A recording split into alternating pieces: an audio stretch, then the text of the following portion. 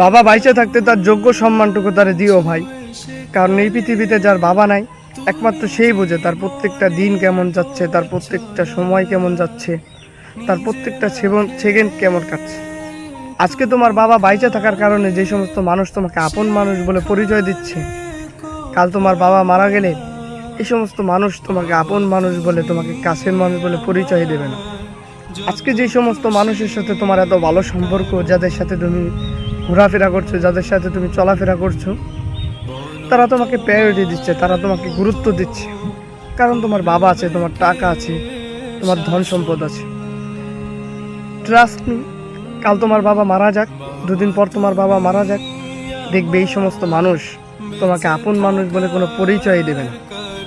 আর তাই তো আমি বরাবরই বলি, সন্তানের জন্য বাবার টাকা নাই, বরং মাথার উপর তার বাবা নামক ছায়াটাই যথেষ্ট ভাই।